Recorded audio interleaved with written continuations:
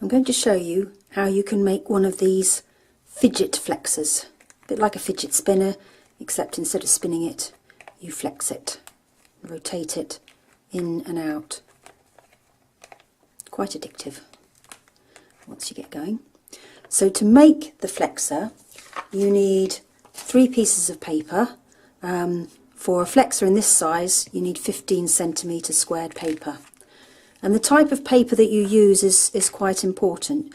You want it to be quite thin, but also quite strong. And it should be able to hold a crease and not tear after you've creased it back and forth a few times.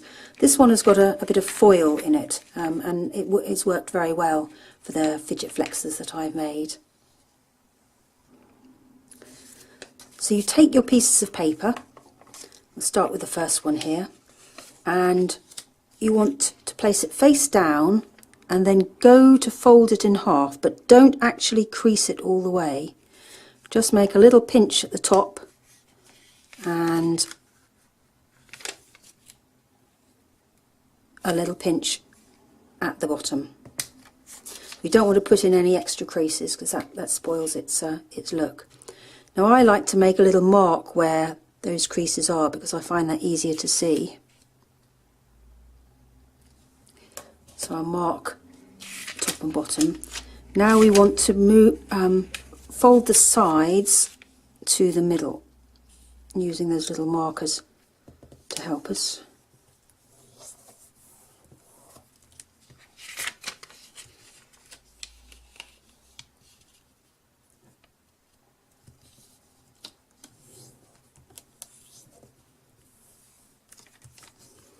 And then we want to fold the piece of paper in half, top to bottom.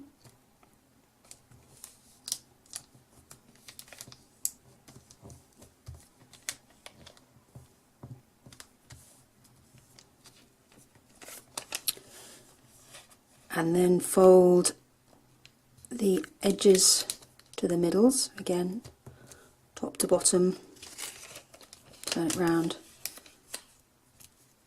do it the other way.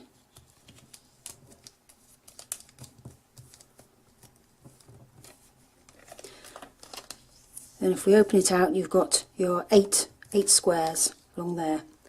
Now the next bit, it's easy to do if you use a ruler, because you want to crease a line from the centre point at the top there to the centre point of the middle. So if you line your ruler up on those points and then run your thumb underneath, you get a nice crease along there. So we want to do it also from the point to point diagonally.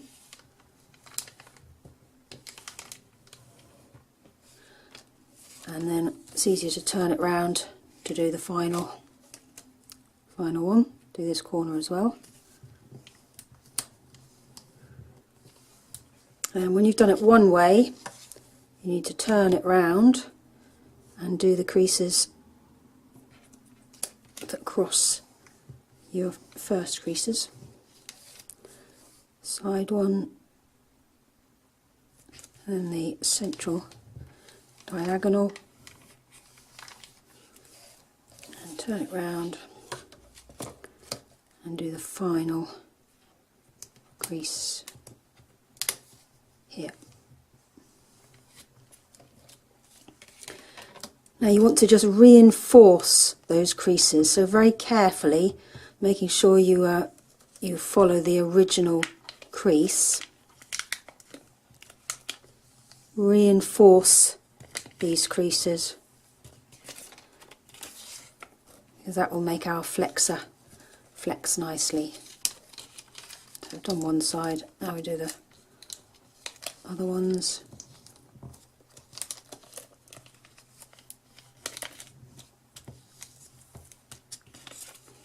And this final one here.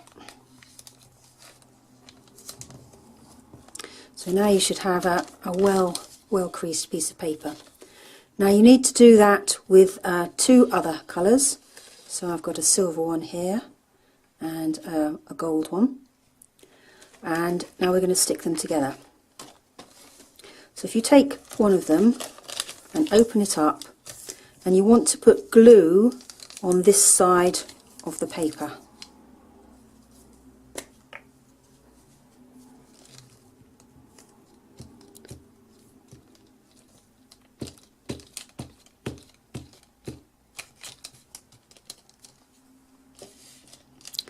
Then you take one of your other pieces and open it up and place it over the glued side. The important bit to line up is actually on the other side, so it helps if you turn it over and make sure you line that up with that fold there.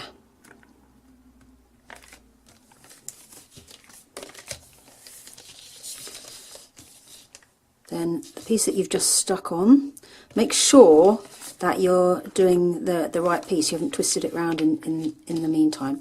So you want to put glue on this side,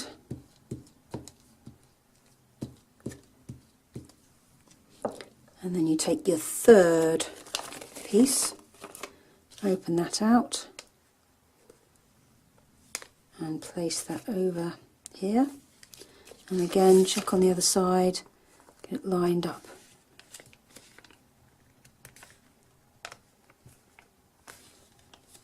There we go.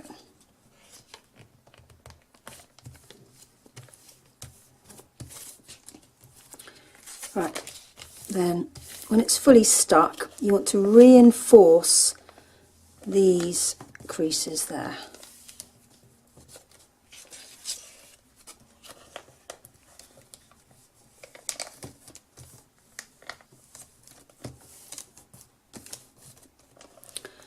Right, so we can see now from the other side that we're going to have to put glue here, and it's going to come over this red surface. So we're going to end up with a circular ring. So if we fold down the red side, and if we then fold the paper in half so that the gold covers the red, we should just be reinforcing a crease there, not making a new one.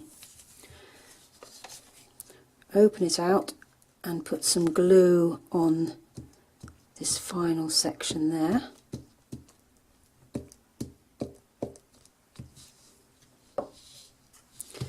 And then fold that back over the red, line it up and stick it firmly down.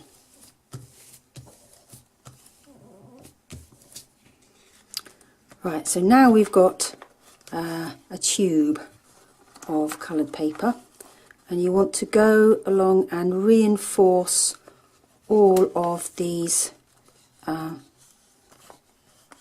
folds.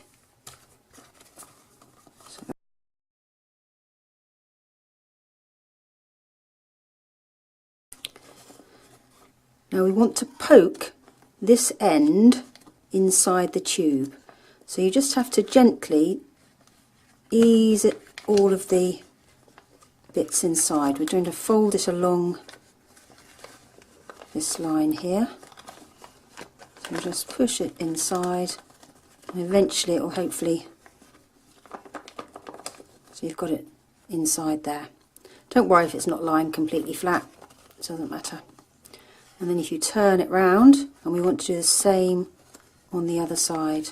It doesn't matter as well if that's coming away a bit there, it doesn't matter, it's all going inside. We're not going to see that again in our final model. So push all of that inside, get it to lie flat.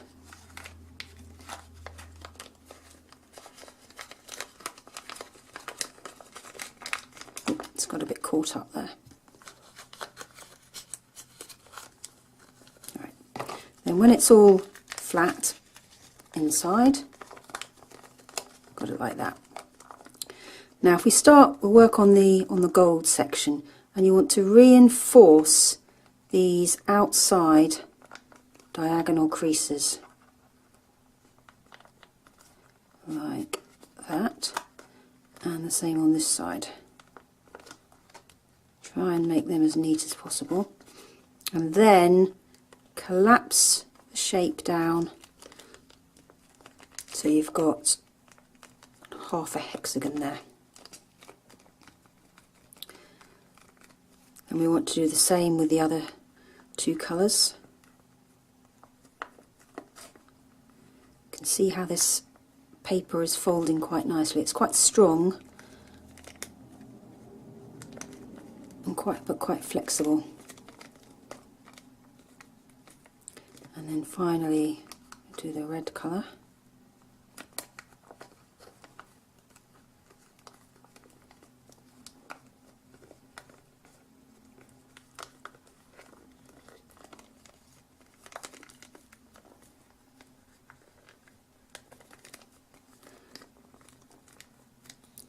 Right, so we should end up with something that looks like this.